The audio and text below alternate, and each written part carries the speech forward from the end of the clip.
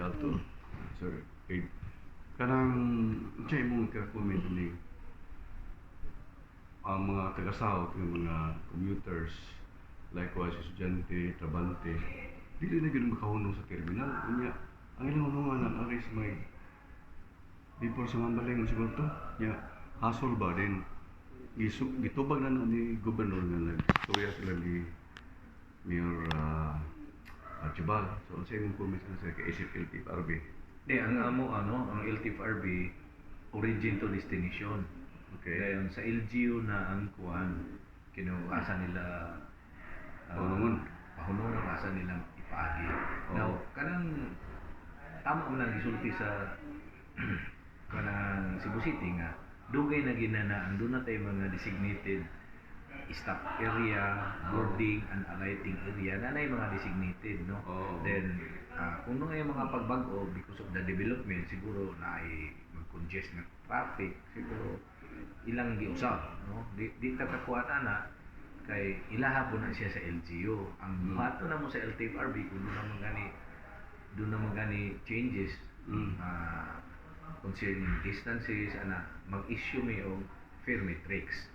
Pero ang ako lang yung recommendation nga magbutang na lang sila og bago nga mga kuan dropping point areas kay pero dugay na gyud gani sila ordinance kanang ginatawag nila travel line, tinuod gina siya, no? Dugay na siya, medyo naanad na lang siguro ang atong mga pasahero nga diha gusto mo asa sila nga gusto mo manaog.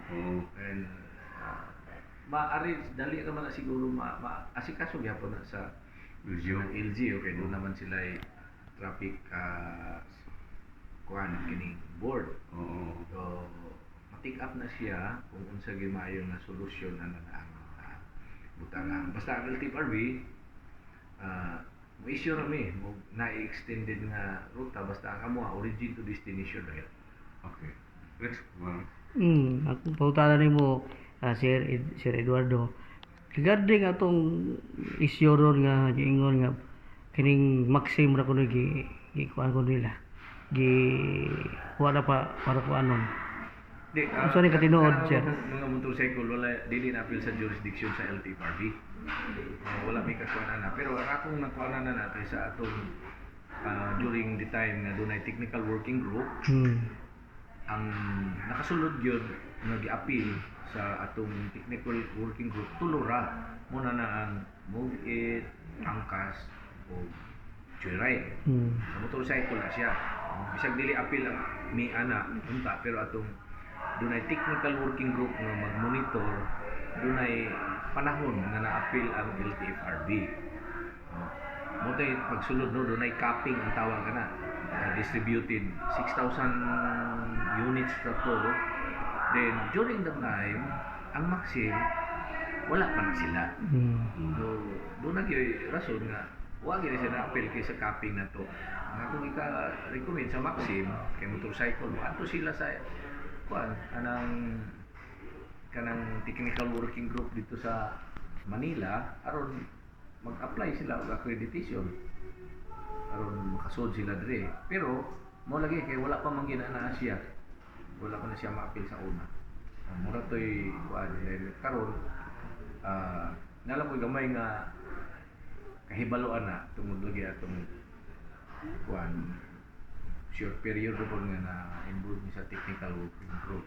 Makaingon mo sila appeal ang LTFRB kay during the time ang chairman sa technical working group